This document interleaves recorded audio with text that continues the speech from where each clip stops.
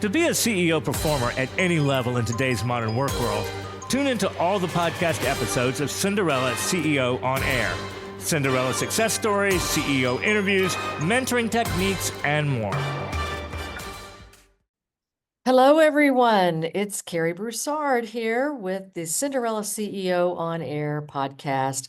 We have been doing our podcast now for over 5 years. It's hard to believe. And our guests just keep getting better and better. And today, oh my goodness, we have a fantastic guest to interview. Terri Maxwell. I just let the cat out of the bag. But the purpose of our podcast is to bring transformational leaders like Terri Maxwell to the forefront so that you meet her and others like her who motivate our listeners to succeed and enjoy your work life. What a combination, right? We need to do that. So we offer career advice. We feature career comeback stories, or Cinderella CEO stories, I like to call them, and then the lessons learned by the leaders. Our podcast is a product of the C2CEO Learning Institute and Broussard Global Communications. So with that, I'm going to get started. We actually have somebody with us who you may have heard of before. I've known her through the Conscious Capitalism Network, and Terri Maxwell, have reconnected. And really, I pose this question before I get started with Terri is, what if the secret to success is more than just hustle, but a switch? Well, did I tease you enough? What do I mean by switch?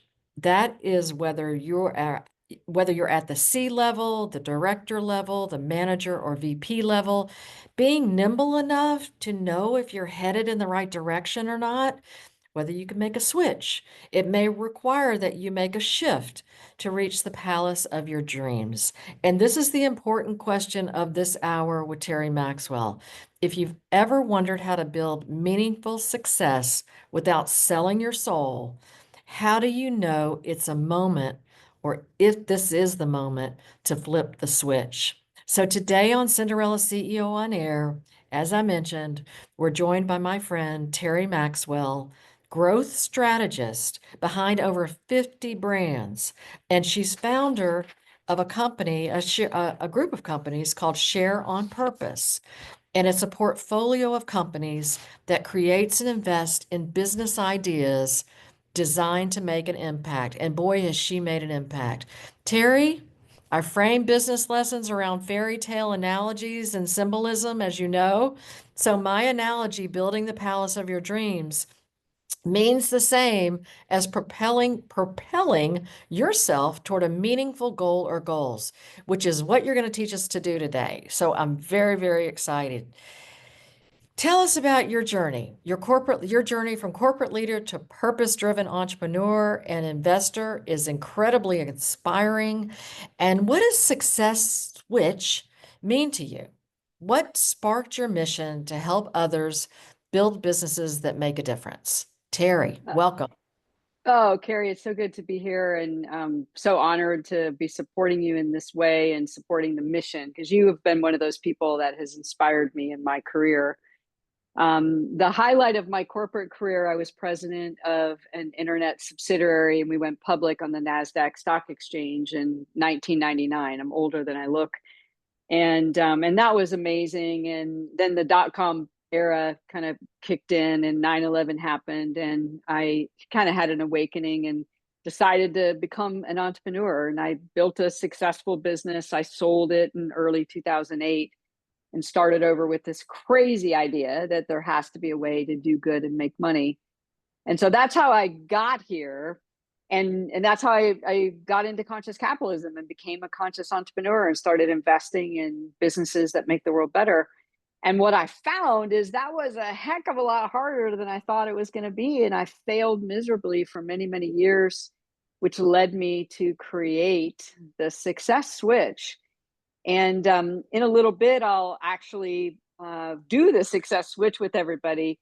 But what I learned is that there's a mind-body connection. And most of the time, the neuro pathway that's running is a story about failure or a victim story or an imposter syndrome story. We have all sorts of stories. I found there's 5 key stories, and they So don't matter everybody right does now. that. Everybody, Everybody does it's it. not just me. Okay. Everybody does it. And I had an imposter story running, and I had a victim story running, and I had a not good enough story running, and an Atlas story running. I had these different stories running. And I became very committed and very obsessed over finding a way to turn the story off and to create a new story. Wow, great. So how do you, well, you're going to get into lots of details, but at Cinderella CEO, it's our mission to connect you, the audience, with people with really modern day fairy tales, if you will. And the one thing about you, Terry, I think that gets me, that catches my attention right off the bat is that you're not afraid to say that you failed. And not to say that we think you failed, but you're kind of like, hey, it's okay to fail. And how did you get there that it's okay to fail? I mean, we do it and we do blame ourselves and gosh, I can beat myself up more than anybody could ever beat me up in terms of, oh, you should have done it this way. You should have been better.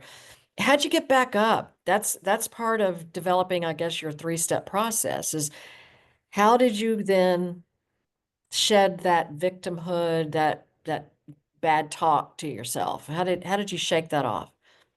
Yeah, before I found the success switch, one of my breakthroughs in 2018, it looked like everything was working, and I was starting to make money back that I had lost from the first years in our portfolio.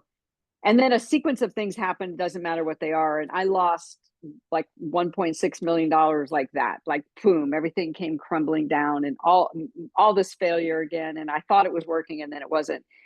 And I had this epiphany, and I literally got, I don't know if you can see it, but I got the word grateful tattooed. This is a Wow. real tattoo on my arm because I just decided, you know what? I'm just going to be grateful for failure, and I'm going to enjoy the failure. I'm going to realize that good things are going to come from it because my life has been a story of overcoming failure. And I shifted my vibration. This was the beginning of me finding the success switch.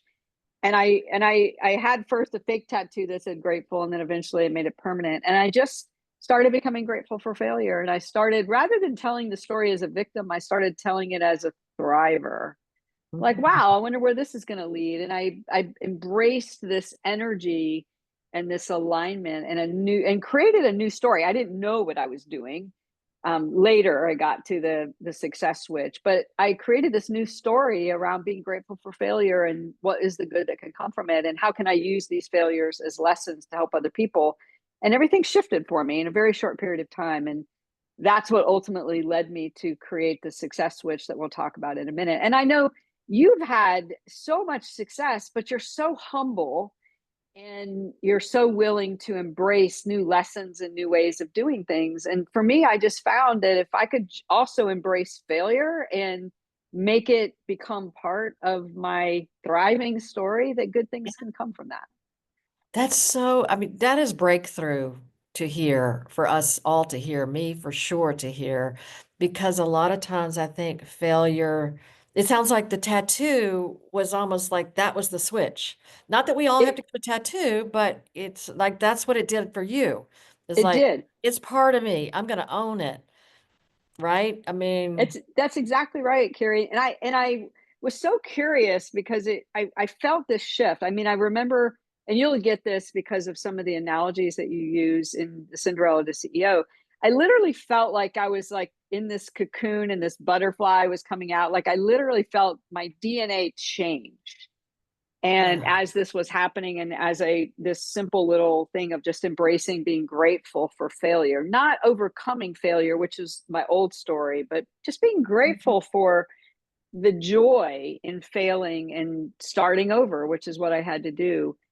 And I felt this DNA shift is the only way to describe it. And then I became like Curious George. I'm going to figure out why this DNA shift is happening. Why am I feeling this shift in my body? This, I know this is a new neural pathway. What's happening? Wow. And that's where the success switch came from, which is a simple, ridiculously simple 3-step process. Well, gosh, I'd like to hear about it. Can you tell us more about I'm how going to tell, you got yeah, my I'm going to, attention? yeah, I'll give it to everybody. And before I give it to you, it's going to almost seem too simple. And I always say, I'm going to also give you the success switch challenge. If you do this process twice a day for 7 days, because I researched this, I had about 1,000 people do it. And I found it twice a day for 7 days, you create a new neural pathway. And again, back to this, what was happening to me at the time, it didn't take very long before I felt that DNA shift. And that DNA shift is coming from a new neural pathway, a new story being created. It's a 3-step process, and I like to make things really simple. So it's A, B, and C. Those are the 3 steps. The first step is acknowledge. And I'll give you the science behind acknowledge, and then we're going to do it together. And then we'll do step 2 and step 3, and then we'll put it all together. The science behind the first step is there's a part of our brain called the amygdala that runs those negative stories, the imposter story, the Atlas story, the I'm not good enough story. And they're all stored in the amygdala. And the amygdala is, it's like our dumb part of our brain, and it's running those automatic programs. When we acknowledge a program, and to do that, we simply say, the truth is I feel, what happens is the amygdala stops and it says, oh, there must be something new. I need to turn off my program. And so it turns the program off, hence the name switch. And then it waits for new programming. So I have everybody do it, and you want to say it out loud. So you just simply say, the truth is I feel, and whatever comes up, comes up. So if I've had a busy day, I would say the truth is I feel frustrated. Sometimes it's anger, sometimes it's tired, it doesn't matter. But you want to say I feel rather than I am. So if your listeners can do that, the truth is I feel, and then you want to pause for about 15 to 20 seconds, and you're going to feel the amygdala literally slow down and then stop. Everybody do that with me. So if we're listening, if you're in here live or listening to our podcast, Cinderella CEO on Air, you can now say, and I'll do it too, repeat again. The truth is I feel. The truth is I feel. Whatever comes up, comes up. Excitement. Sometimes it's positive, sometimes it's not. It doesn't matter. Don't judge it. And then just pay attention to your brain. You're going to feel your brain downshift. That's the amygdala. Please, amygdala, relax. Mine goes, I did not sleep well last night because my amygdala was going crazy. Yeah, so that first step that acknowledge is, remember, the amygdala is the dumb part of the brain. It's just running those automatic programs. And when you say the truth is I feel, the amygdala goes, oh, must be time for a new program, and it starts downshifting. And you'll feel it. And I would encourage everybody to go back through after we do this. You'll feel it. And so that's step 1 of the success switch. And now step 2 is we want to begin to prepare the brain, the mind, to create a new neural pathway. And to do that, we're going to breathe in a very important way. And it's very simple, just in through the nose and out of your mouth. And what that does, we do it 4 times. What that does is it turns on your parasympathetic nervous system, and it turns on a part of your brain that's kind of the boss of the brain. And that combination of that brain being activated and the parasympathetic nervous system turning on floods the amygdala with hormones, dopamine, serotonin. And you'll feel it again. So we're going to do that right now, nice and slow. So remember, the amygdala is paused right now, which is a very critical step. And so we're going to take our first breath in through the nose and out of the mouth. Or just relax. Usually that first breath, you feel your blood pressure coming down. And then breath 2, same thing, in through the nose and out of your mouth.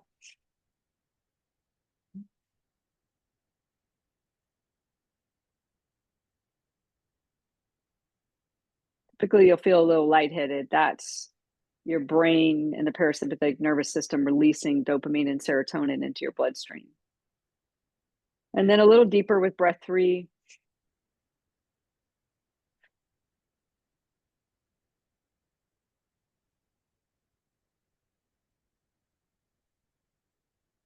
And then breath 4. With breath 4, I kind of like to end with an ah.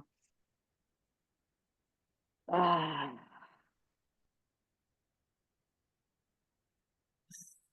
And then notice you feel present, you feel calm. What's happening is the amygdala is now soaking up those hormones, dopamine and serotonin in particular. It's very squishy and easy to program. And that's when we move to the third step, C. So A for awareness, B for breathing, C for claiming a more empowering story. And so now my amygdala is so easy to program right now because it's just soaked up with the dopamine and serotonin. It's relaxed. My parasympathetic nervous system is turned on. I'm feeling calm and feeling present. And so I claim a new story. And the story I like to claim is I have the power to create what I want. And I kind of get my little Rocky thing on. I have the power to create what I want. And what's happening when I say that out loud is I'm creating a new neural pathway, mind body connections, particularly if you move a little bit with it. I'm creating that new neural pathway and I'm creating a new story in the amygdala. And that's how it works. It's A for acknowledge. The truth is, I feel, pause, breathe in through the nose and out of the mouth 4 times, nice and slow, and enjoy it and feel the presence and feel your body shift. Because you need that shift in your body for that new neural pathway to be born. C is claim a new belief. And from my research, twice a day, 7 days a week, you will get rid of that old story and put a new story in. That's a more empowering belief.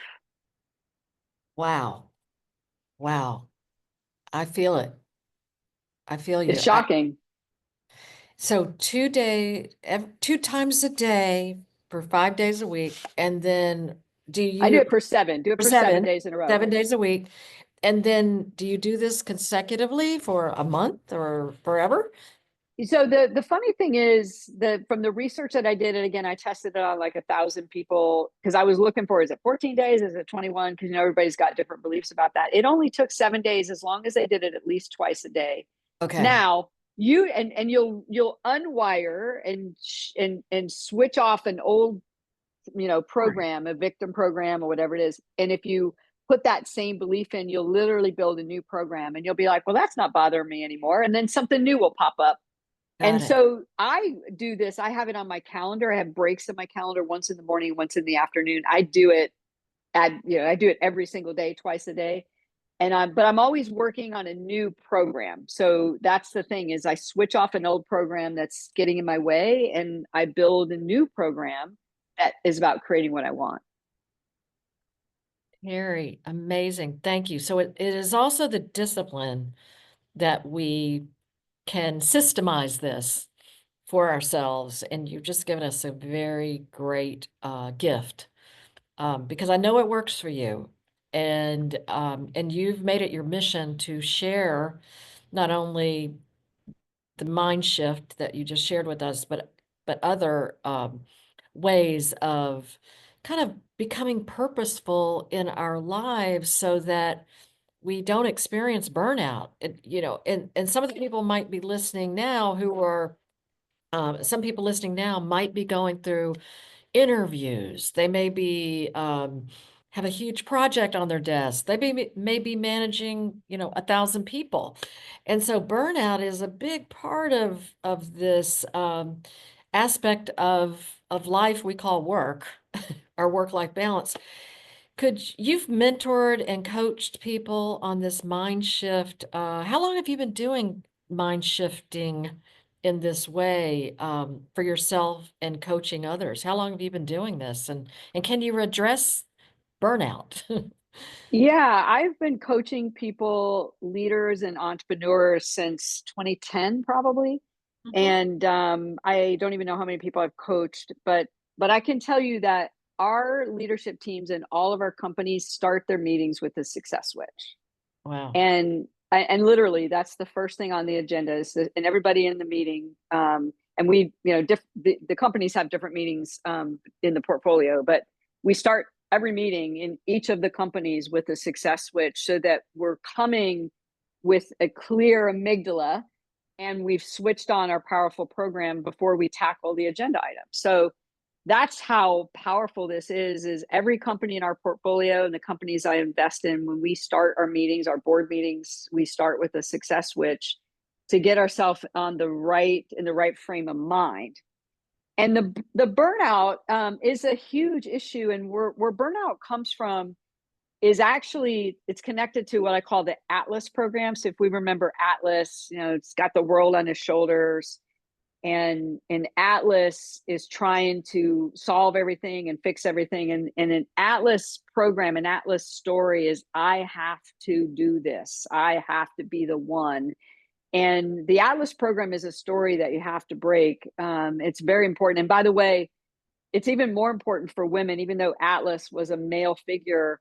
I heard recently a thought leader say that women have been taught to be perfect and men have been taught to be brave. And I think it's even more important for women to get rid of their Atlas story, because they're trying to be perfect. And so burnout comes from trying to be perfect and trying to think that you have to do it all and trying to make everything happen.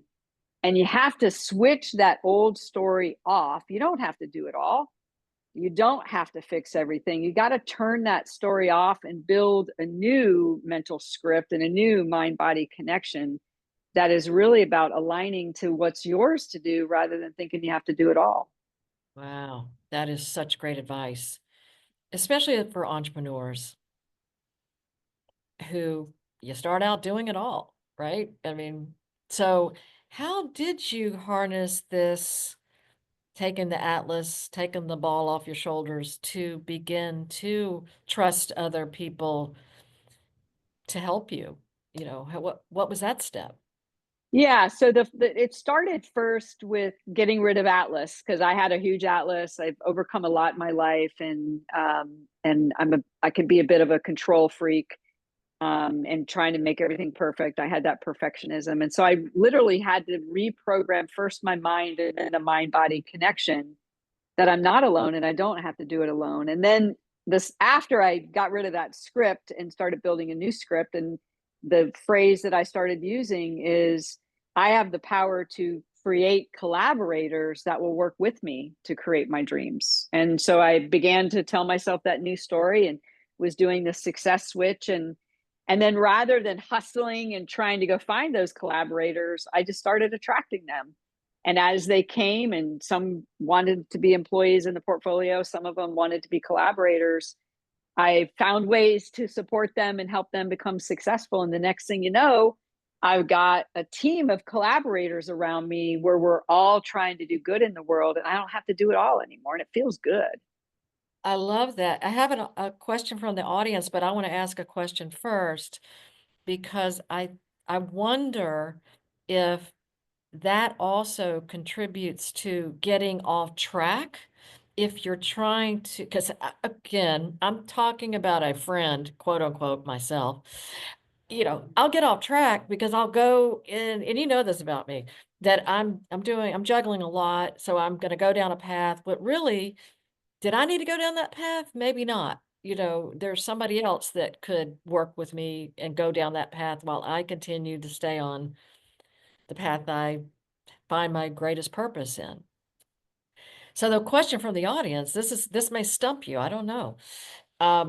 They ask, what if your boss is the one that's the controller and you're wanting that boss not to be such a, I guess the question is just a control freak, is there a way to manage up?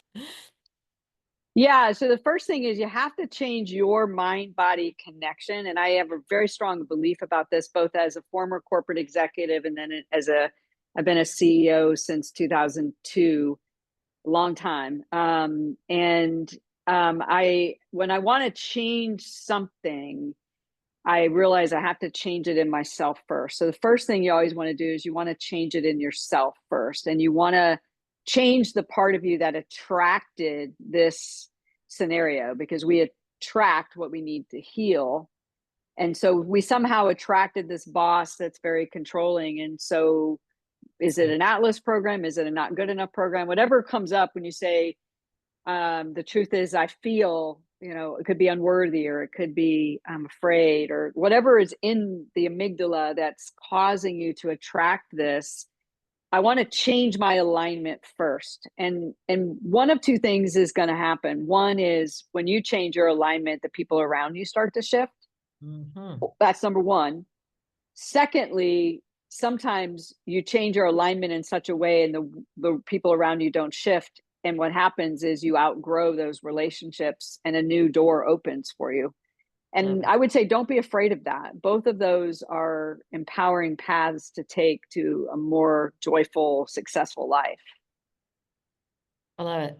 And, adding on to that, there may be some, and maybe this is where you really need therapy, or we all might consider therapy, but there may be a very long-term, long time, I guess, issue you may have been dealing with a long time. So to shift that, in a week's time, you can't really expect that, right? I mean, it's a combination. You do a lot of research. I know you got to the places where you've really been able to grow businesses that help people connect the mind and the body, and the soul.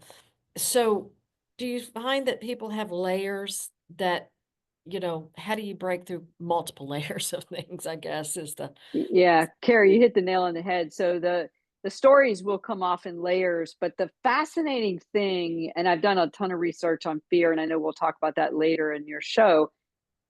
When you've attracted something you don't want, it's because of the behavior that you're exhibiting. I'll use food. Food is my drug of choice. And if I'm not careful, I will start eating in unhealthy ways. And that's always a sign for me that I'm out of alignment. So I'll use food as an example where I'm not eating in a healthy way. And so when my behavior acts like that, I if you try to change your behavior, that's really hard to do. But if you first start and change the neural pathway and the mind body connection, it's a lot easier to change the behavior that got you into that. So when I find myself, pulling in and getting those cheeseburger, French fries, and shake, I'm like, okay, what does this mean? Oh, I'm working too much. All right, I got to work on that neural pathway. And so I the take gallon of another ice layer would off. the gallon of ice cream be That would be an example. Yeah. okay, okay, I just want to make sure. Okay, so I'm sorry, I interrupted you. Please go ahead. I'm on the ice cream. Yes. So rather than focusing on the behavior, change the neuro pathway first, change the mind body connection. That's what the success switch does. And that's what was happening to me when I got this tattoo and I didn't know what was happening and then I deconstructed it. When you change the mind body connection first, then your behavior starts to change and then it's easier to take the next layer of that story off. And I just keep taking a layer of my Atlas story off, every year or two, I take another layer off. But rather than trying to change behavior, you first change the neural pathway and the mind body connection. Okay, I got it. I love this. Um, you've given us some really good pathways to take for ourselves. We've talked a little bit about burnout. I think you address it because that's a big atlas ball to carry on our shoulders constantly, and I think 99% of us are doing that, and especially if we look at what's happening, which I tend to do, at the world events, local events, whatever you want to call it. That also just globs on to whatever you are, whatever burden you're already giving yourself to carry. So let's do talk about fear. What does that, how do we address our fears, and knowing that maybe having a purpose that we're reaching towards, is we have a clarity for our purpose, if you will. I suppose that's what you're also going to talk to us about. Just having that clarity of purpose can help us maybe face down fear. And you've helped me already. Before this podcast, we've gotten to do a little bit of work together through some of your webinars through ShiftCo, and really addressing some of the fears that I have or have had, but I'm constantly needing to shift about. What would you tell us at this point in time today, and in this conversation about fear? Yeah, great question. So I've done a lot of research, probably 30 years of research on fear. And I've narrowed it down to 14 core fears, but four of them I call the big four. And there are four fears that are running all of us. The first one is fear that we're not good enough. And that is the most common fear. 92% of the people I've studied over the last 30 years have that fear. And on my website, there's like this little fear quiz where you can assess what your fears are. And you're going to give That's us your website. Yeah, that's the biggest. That one is the biggest. The second one is self-worth, and people think they're the same. They're actually very different. Not good enough is where you're comparing yourself to others, big you, little me, having Right. to be better than to be good enough. Self-worth is where you put yourself last. You Mm. put yourself after others and you're taking care of others before you're taking care of yourself. And a lot of women, that's just, standard operating procedure. Exactly. And 86% of the people I studied have self-worth. So those are the two biggest. The third one is need to know. And about 47% of people that I studied had need to know. Need to know is I need to know how this is going to work out before I move forward. I need to know that I can trust you before I do this. I need to know blah, blah, blah. And that's a big one. And the last one is the sneakiest, and it's fear of success. And in fear of success, and again, there's others, there's 14 total, but these four are the root causes of all those stories. The other ones are, What was the first one? first one is not good enough. Not good enough. Okay. Second one is self-worth. The third is need to know. And the fourth is fear of success. And fear of success means there's a consequence to success. And all of these fears are created in our first 8 to 12 years of life, all of them. And then what happens is the other fears become coping mechanisms in middle school and high school and college and adulthood. These other fears are created as coping mechanisms to protect us from these four that are the Wow. root cause of all of those stories. And so what I found is what purpose gives me when I know my purpose is to inspire potential. I'm here to ignite the world's potential and the humans that are out there. That's my purpose. What that does is that gives me the courage to face those fears because I'm here to do this thing to inspire Yeah. potential, and it gives me the courage. And Yeah. so what I found is when I face the fear, it starts to disappear. When I run from the fear or I go get my cheeseburger, french fries, and chocolate shake or whatever it is that I'm using, I'm anesthetizing. So I just started realizing I'm just going to lean into that fear. And I use that fear assessment tool. And every year I identify one fear. For that year, I'm going to work on that fear. And I just keep taking a layer off at a time. And what the success switch allows me to do is it creates a new neural pathway, and then my behavior starts to change. And when my behavior starts to change and the new neural pathway is there, I create a new empowering story. And the next thing you know, it starts to break apart. What a gift you are giving us today. And it is just really, through Succeed on Purpose, you've guided individuals to find fulfilling work and you've created abundance. And, why is personal transformation such a big piece of your professional mission? How did that, I mean, you told us a little bit about how it came about, but why is it such a big piece? How'd you land on it? Yeah. So when I started Share on Purpose, the holding company, and Succeed on Purpose, which was the first brand that we created, it was around my purpose to inspire potential. I said, you know what, I'm I I'm tired of chasing success. I'm going to follow my purpose and see where it leads.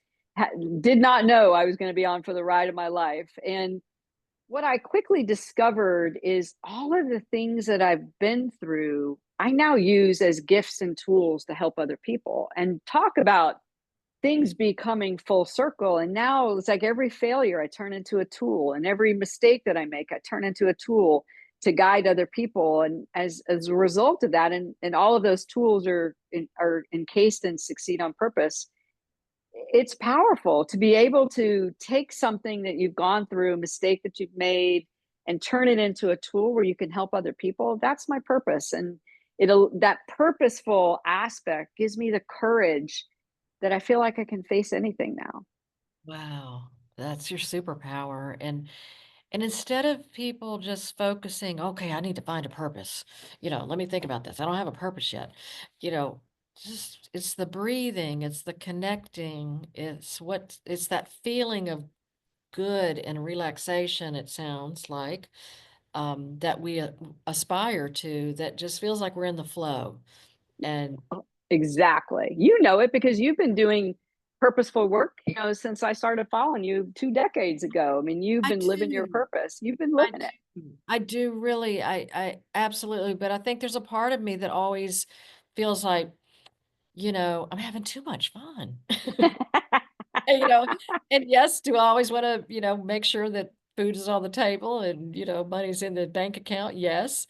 I mean, I think that, that can grip me with fear. And therefore, I end up, I love the fear of success back to the, because I've always kind of been enamored by that. Like, how can you be fearful of success? But People are. if you are, and I know that I've embodied it many times in my life, I'm not confident enough to go do something or extend myself, perhaps because, I think it's because I'm shy sometimes, but really and truly, I think it could be I need that purpose to make that, to give me that bolster or that superpower. Just like, hey, it's not about me. Yep. And It's, fear of success causes us to sabotage. And that was one of the patterns I would see. I'd like almost be there and I would sabotage my success. And I'm like, what the heck is going on? It was fear of success. Is I had dissonance around success and there would be consequences and people would see me different and they would judge me. And I had all these stories around that. Doesn't matter. They were all created in my first 8 to 12 years of life, as all of our stories are. And so I just said, you know what? I'm not going to be held hostage anymore. I'm going to lean into this. I'm going to face it. I'm going to own it. I'm going to study it and I'm going to crack the nut. and that self-talk of, oh, I shouldn't have said that. I shouldn't have done that. If I hadn't done that, if I hadn't said it, if I'd said it better, that comes in there too with that self-talk of just, okay, well, I'm living my purpose, and it came from a place of genuine, authentic love for what I'm doing to be purposeful in the world. That also, I'm assuming, is something you faced before. Is that something that you've encountered too? Just that self-talk of that, Oh, yeah. Oh, yeah. yeah. And we all have it. And those are the stories that are in the amygdala. And you just have to unprogram them one by one Mhm. and face that, whatever's underneath it. But you can't face it and you can't change the behavior until you first stop that program from running. And that's why I call it the success switch. I have to switch it off. I've got to create a new neural pathway and a more empowering program. And now it's a lot easier to look at Yeah. fear of success or not good enough because that program's not running me anymore. It's kind of like a car. And if I'm driving the car 60 miles an hour and I'm thinking, oh, I think I want to back up, I don't just put it in reverse because I'll kill the engine. What I do is I slow my car down, I come to a stop, I back up, right? And it's the same thing with that mind body connection. The Yeah. amygdala is running, right? And if you think of we're running and running and running and running and running, and it's running a program, and our body is running as a result of that, that combination is a neural pathway between mind and body. So I have to switch it off. I've got to create a new neural pathway. And then I'll notice two things. My behaviors will start to change, but I'll also have the courage to lean in and face that fear that became the source of that program. That's awesome. Because I think also as a professional and an executive in the workplace, that we're constantly very confident about helping others, meaning, yes, this has been my role. This is what I teach. This is how I consult. This is how I, you know, keep a company in front of the public eye through public relations or communications, which is what we do, or training. So that's, very, very confident.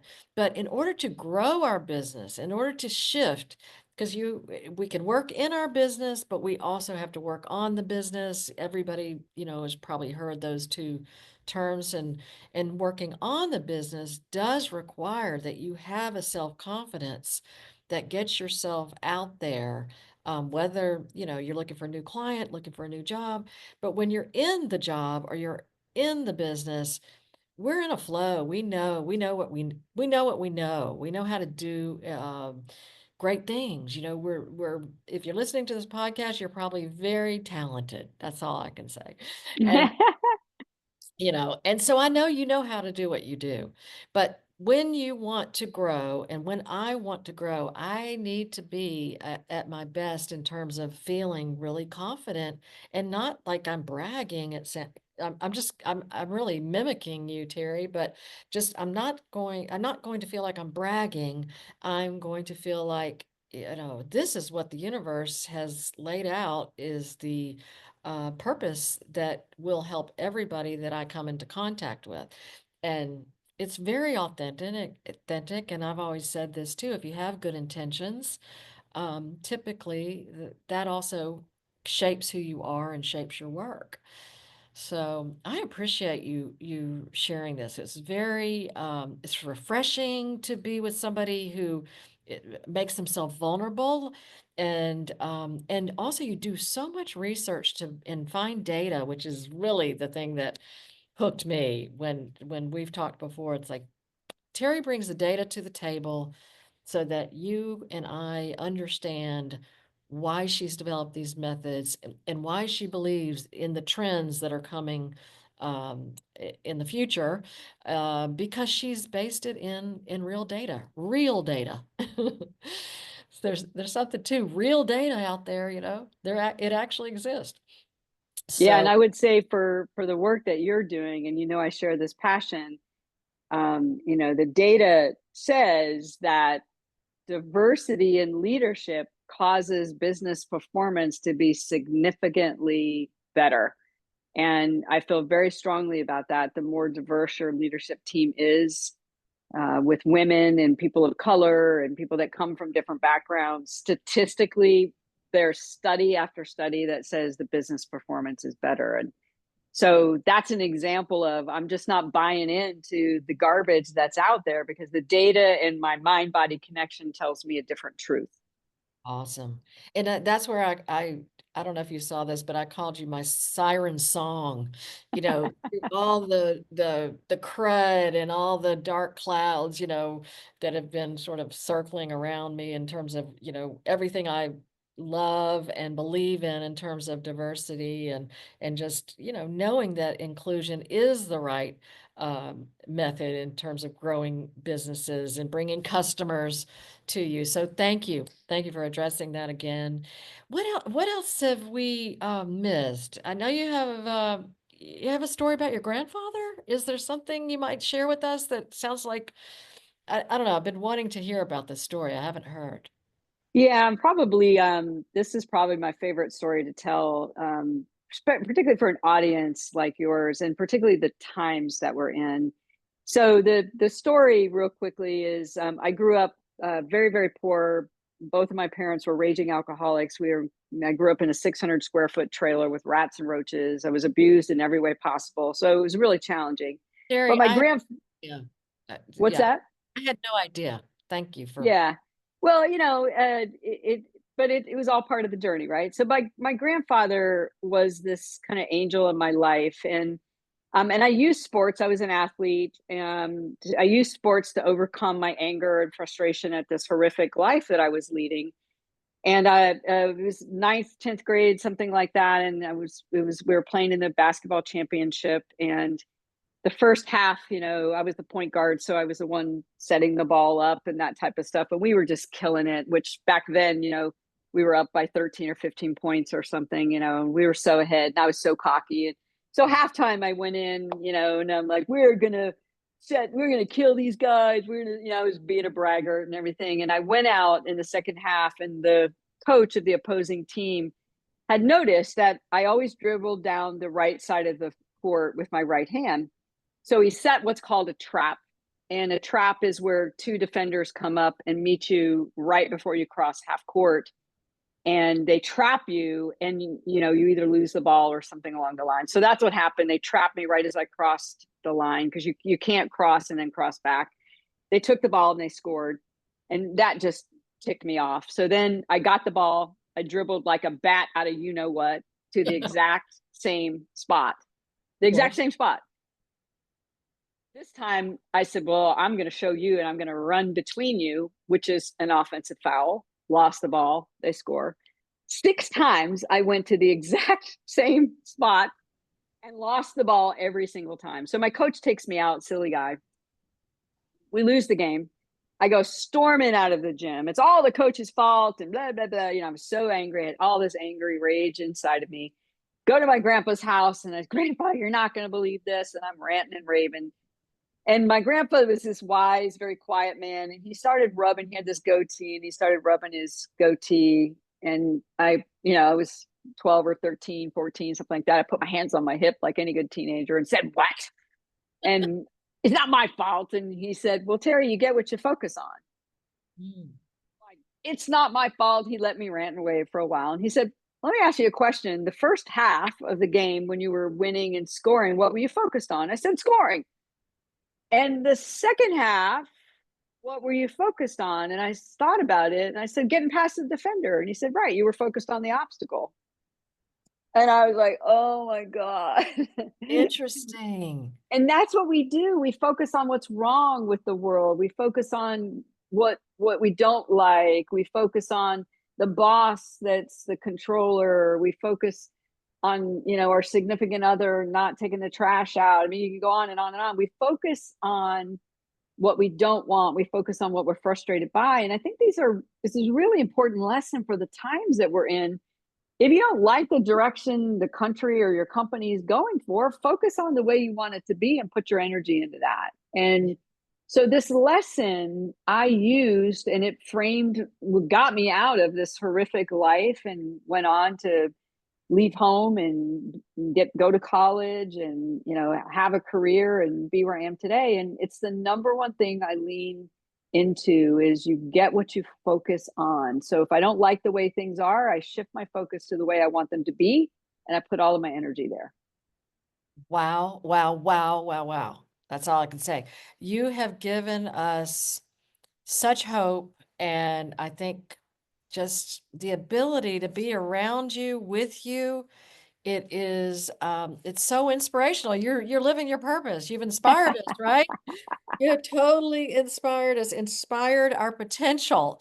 Is there anything else before I give the credits of where we want people to go and find more out about you? Is there anything else we've missed that we didn't touch on that I think we're in the abundance phase of our podcast. You've definitely given us, I don't know if I'm going to get a tattoo, but I don't know. I I'll might help do you out with something. that. Okay, I might do No, something. I think Cary, I would just say that keep doing what you're doing because you have inspired me so many times. I've been in the audience when you were speaking, and I told you that recently. I wish I would have told you sooner, Oh, because you have this incredible wisdom, and I would just say keep doing what you're doing because you're really, really, really meant to transform the way that people work and the way that people live. So I just want to encourage you to keep doing that. oh, Terry, thank you so much. And we're getting just comments in the chat, just telling you what an amazing inspiration you are and just great insights. And I want people to go to check out the podcast, all the different guests we have, but this particular podcast, it will be up on CinderellaCEOOnAir.com /podcast. Excuse me, Cinderella CEO on Air is the name of our podcast, and you can find it on any podcast platform, but on our website, it's at cinderellaceo.com /podcast. There we go. I got it out. So Terry, though, tell us where we can find you because you've built some followers and we just want to know more about you and we want Yeah, to surround ourselves with people like you. Yeah, I would say go to Succeed on Purpose and in the resources tab under free tools, the success switch is there, the fear quiz is there. There's several other really cool tools there that your audience can use. And stop being held back by your fears and start focusing on what you want to create and move in that direction. Okay, succeedonpurpose.com, and then there are tabs you can click on that. Resources tabs, yep. the Free tools. resources tab and the shift code, the shift webinar and different webinars. Terri is also on LinkedIn. And so am I. Find us, and, don't be a stranger. Reach out to Terri Maxwell and to me, Cary Broussard. And what a gift it is today to have gotten to speak with you, Terri. Thank you for your time. And, your life is truly a testimonial of inspiring others, and we feel like we have more potential after being part of this podcast. Thank you.